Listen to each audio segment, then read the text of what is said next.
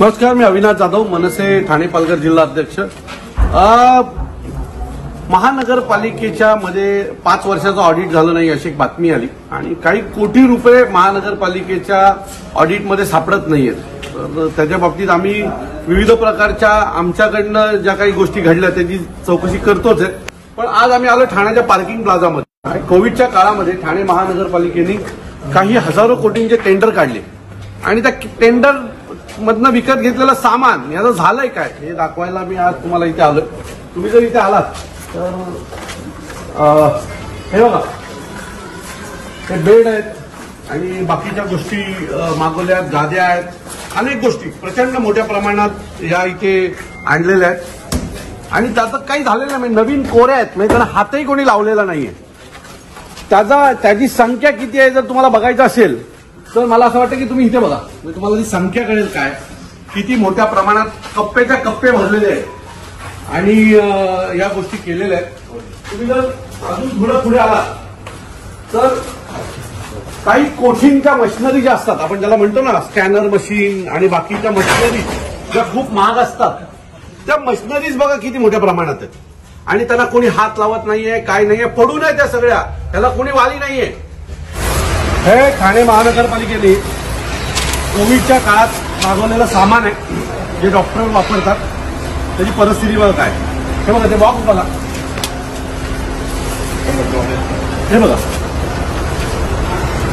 हे ते सगळं सामान आहे आणि कशा प्रकारे पडलंय, म्हणजे त्याची निगा बघा काय राखली जाते कशा प्रकारे। बॉक्स जे काही कोटीचं सामान आहे जे टेंडरमध्ये मागवलं गेलं होतं आणि ते कसं पडलंय जर तुम्ही नीट बघितलं तर तुम्हाला कळेल की याची परिस्थिती काय आणि ठाणे महानगरपालिका नक्की करते का आमच्या बरोबर हे तिथे आल्यावर कळलं। हे कोविडच्या काळात मागवलेलं सामान आहे, हे बघा,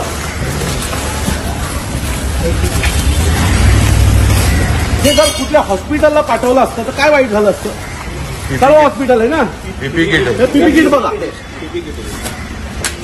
5-5-7 हे असे हे पीपी किट आहेत, हे धूळ खात पडलेत बघा कसे। आणि 1000 कोटीचं आपण माल जे मागवलंय ते कसं पडलंय ते दाखवायला मी आज ठाणेकरांना आलेलो आहे। अजून वरती बरंच काय तुम्हाला दाखवतो, चला।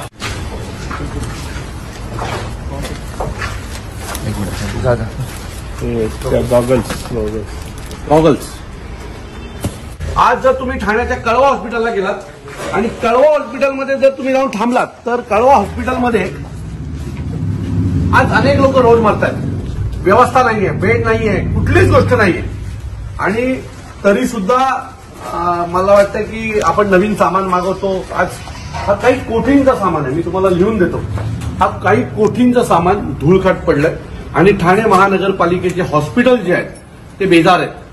तुम्ही ठाणे महानगरपालिकेच्या हॉस्पिटलमध्ये गेलात तर गाद्या सडलेल्या आहेत, बेड सडलेले आहेत, अनेक इक्विपमेंट नाही आहेत। परंतु इथे जर तुम्ही बघाल तर ती एक मशीन 8-10 लाखाची आहे आणि ती मला वाटतं किमान जर इथे नीट बघितलं ना आम्ही लोकांनी तर किमान एक 200 पीस आहेत इथे पडलेले, एक 200 पीस आहे। म्हणजे हा जर सगळा माल पकडला तर तो काही कोठींचा माल जर इथे सडक पडला असेल आणि ठाणेकरांना जिथे गरज आहे अशा ठिकाणी मिळत नसेल तर मला असं वाटतं की नक्की हा भ्रष्टाचार कशासाठी झाला होता। म्हणजे कोऱ्या गोष्टी आहेत, म्हणजे याचा वापरही 1 दिवसासाठी नाही झाला, जुन्या ज्या आहेत त्या आहेतच, पण त्याच्या व्यतिरिक्त या ज्या नवीन कोरे मटेरियल आहेत हे देखील पडलेलं आहे। मला असं वाटतं टेंडर जे काढले होते ना ते प्रॉफिटसाठी काढले होते, म्हणजे पैसा ठाणे महानगरपालिकेचा त्यावेळेला कोणी विचारायला मायबाप नव्हता, त्यामुळे पाहिजे तेवढं घेऊन ठेवलं। म्हणजे एक ही मला वाटतं हा बेड जर 2000 रुपयाचा असेल तर यांनी 20,000 रुपयाला विकत घेतला असेल, किंवा हा बेड जर 20,000चा असेल तर हा त्यांनी 50,000 रुपयाला त्यावेळेला विकत घेऊन ठेवला असेल फक्त यांच्या प्रॉफिटसाठी। आणि आता त्या गोष्टीचा उपयोग काय होतोय तर संपूर्ण पैसे ठाणेकरांचे पाण्यात गेलेले आहेत आणि हा सगळा सामान हा पार्किंग प्लाझाच्या गोडाऊनमध्ये सडतोय। म्हणजे ठाणेकरांना विनंती आहे, आपण टॅक्सेस भरतो पण त्या टॅक्सेसचं काय होतं आपण कधी विचारायला कोणाला जात नाही। काही नगरसेवक एक काम 4 वेळा काढतात, म्हणजे जर 2022ला आमच्या पुष्कर विचारे आणि आमच्या घोडबंदरच्या टीमने एक तक्रार केली होती की अचानक एक रस्त्यावर हे उभं केलं, सेंटर उभा केलं, हा, आणि अचानक पुढच्या महिन्यात तिथे ते काढलं आणि दुसरं काहीतरी बनवलं। म्हणजे सुरुवातीला 8-10 लाखाचा खर्च करायचा, ते काढायचं, मग परत काहीतरी करायचं, असं करून आपल्या ठाणेकरांच्या पैशाची वाट लागते. आवश्यक असलेला पाण्याचा धरण होत नाहीये, विजेचा प्रश्न तसाच प्रलंबित आहे, कचऱ्याचा प्रश्न प्रलंबित आहे. सगळ्या गोष्टी ज्या महत्वाच्या गोष्टी आहेत त्या तशाच पडल्यात. पण ठाणेकरांच्या पैशावर फक्त टेंडर काढून मजा मारायचं काम हे काही लोक करतायत. ठाणेकरांनी याच्याकडे लक्ष देऊन पाहिलं पाहिजे असं मला वाटतंय. बघा, आम्ही फक्त बोंबलतो.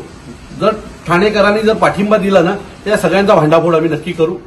तुर्तास थांबतो. जय हिंद, जय महाराष्ट्र.